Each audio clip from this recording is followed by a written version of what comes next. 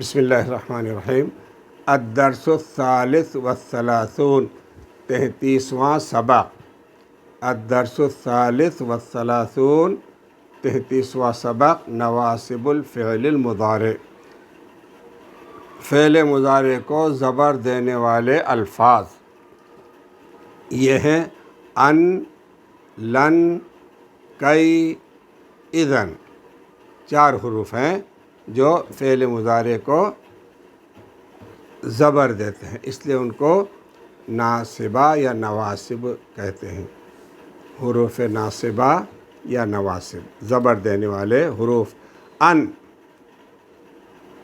جب بھی ان یفعلا پڑھیں گے، یفعلو سے ان یفعلا۔ لن ہے، لن یفعلا، میننگ بھی بدل جاتے اس سے۔ لن آتے ہی لن یفعلا، وہ ہرگز نہیں کرے گا، مضارع میں اور ہرگز شدت آ جاتی ہے۔ لن یذهبا، وہ ہرگز نہیں جائے گا۔ لن یکتبا، وہ ہرگز نہیں لکھے گا۔ لن کی وجہ سے نفی ہوتی ہے اور نفی میں بھی تاکید، ہرگز نہیں، لن کی وجہ سے۔ اور کئی یہ علت بتاتا ہے، وجہ بتاتا ہے۔ اشتریت الکتاب لأقرأہ، میں نے کتاب خریدا تاکہ اس کو پڑھوں۔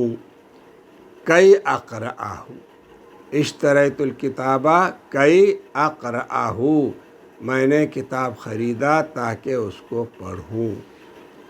کام کرنے کی وجہ کیا ہے، یہ کئی بتاتا ہے، کئی، تاکہ۔ کئی کے معنی تاکہ۔ اذن جواب میں آتا ہے۔ اجتہدت فی الدراستی، میں نے محنت کیا پڑھائی میں۔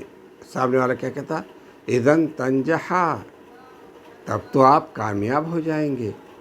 اذن تنجحا، تب تو آپ کامیاب ہو جائیں گے۔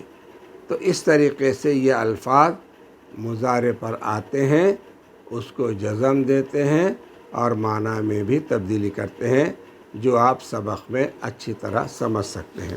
ان کے علاوہ جو اس سبق میں الفاظ آئے ہیں، عاصمتن ہے کیپٹل، پائے-تخت، آثارن ہے نشانیاں، مبانی عمارتیں، بلڈنگیں، مبانی، شامخۃن اونچی اونچی، شامخہ اونچے، برنامجن پروگرام، تقیمو قیام کرنا، قیام کرو گے، تاریخیتن ہسٹوریکل، تاریخیتن، تنقسم تقسیم ہے، تقسیم ہے، حدائق باغات۔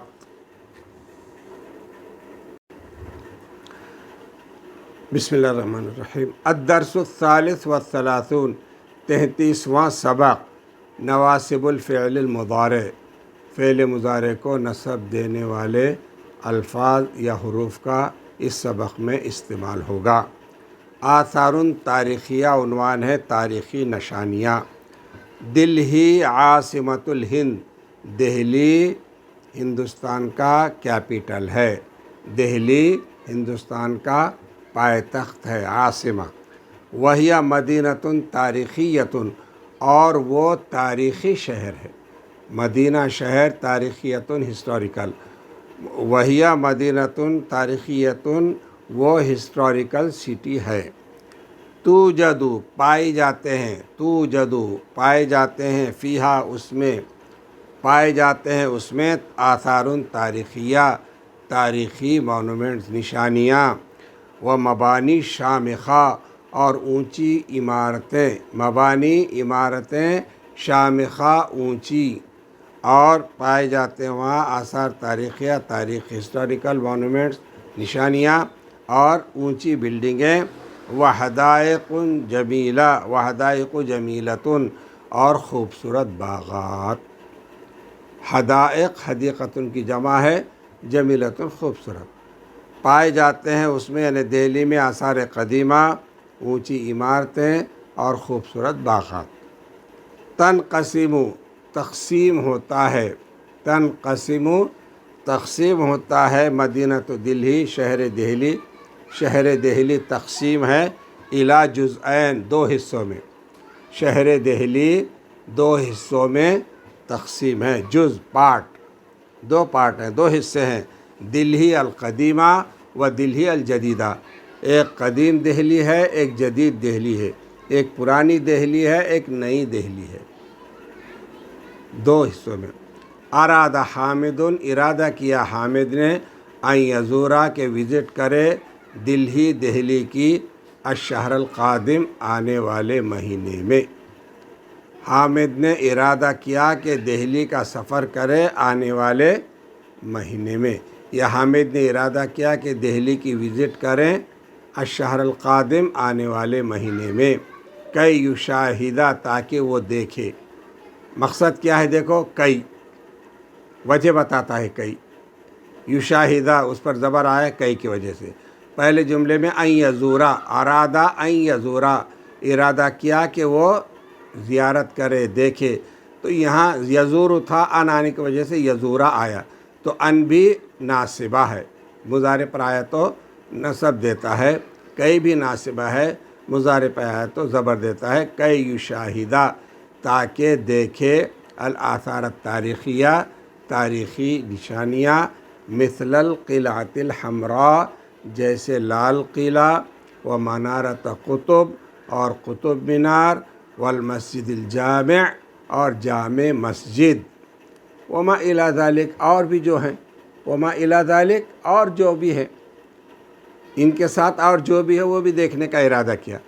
سمعت فاطمہ، فاطمہ نے سنا، سمعت سنا، فاطمہ فاطمہ نے، برنامج حامد حامد کا پروگرام، فقالت لہو تو اس نے حامد سے کہا، قالت کہا، لہو اس سے کیا کہا، فاطمہ اخی میرے بھائی، فاطمہ کہتی ہے اخی میرے بھائی، حل تسافر الی دہلی کیا آپ سفر کرنے والے ہیں دہلی کا؟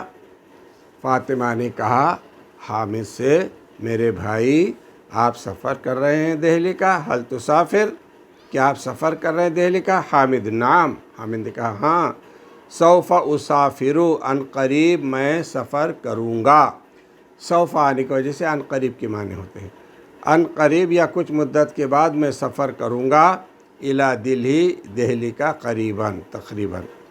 فاطمہ اذن ستقیم عندنا تب تو آپ ہمارے پاس ٹھہریں گے، اذن ان لن کئی اذن چار حروف ہے ناصبہ کے، اس میں سے ایک اذن ہے، تب تو آپ آ رہے ہیں نا، تب تو آپ ستقیم ٹھہریں گے، عندنا ہمارے پاس، ہمارے گھر ٹھہریں گے آپ، فلنذهب ہم جائیں گے، فلنذهب ہم جائیں گے، لزیارت هذه الاماکن معا ہم جائیں گے ان مقاموں کو دیکھنے کے لیے ایک ساتھ، ہم جائیں گے لزیارت ان جگہوں کو دیکھنے، معاً ایک ساتھ، حامد اختی میری بہن، وہاں اخی تھا میرے بھائی، یہاں اختی میری بہن، لن اذهبا میں ہرگز نہیں جاؤں گا، اب یہ اذهب تھا لیکن لن آنے سے اذهبا پڑھ رہے ہیں، چونکہ لن زبر دیتا ہے، لن اذهبا میں ہرگز نہیں جاؤں گا، الی ای مکان آخر کسی دوسری جگہ،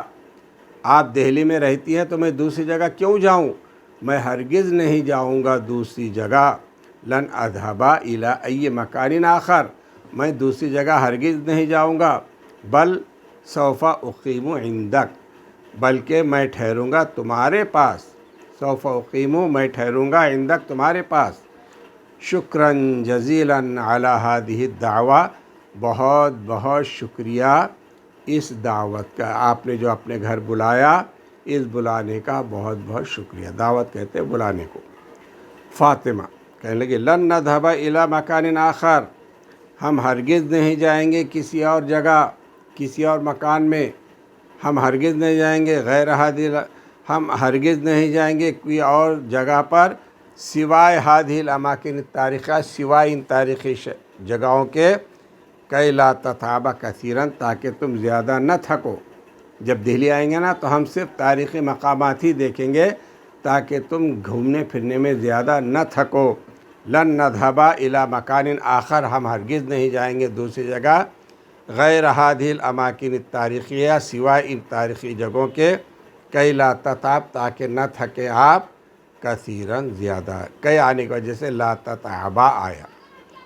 حامد کہنے لگا یسعدنی میرے لیے باعث برکت ہے، باعث خوشی ہے، باعث سعادت ہے، باعث نیک بختی ہے، میرے لیے باعث نیک بختی ہے۔ یسعدنی، میرے لیے باعث نیک بختی ہے، ان اکون ضیفا عندکی، کہ میں مہمان بنوں تمہارا، ان اکون ضیفا، کہ میں مہمان رہوں، عندک تمہارے پاس، بدون بغیر، ان ازعجکی، کہ بغیر اس کے کہ آپ کو تکلیف دوں، بالاقامتی ٹھہرنے کی، طویلاً لمبا، بہت دنوں تک آپ کے پاس ٹھہر کر میں آپ کو تکلیف نہیں دوں گا۔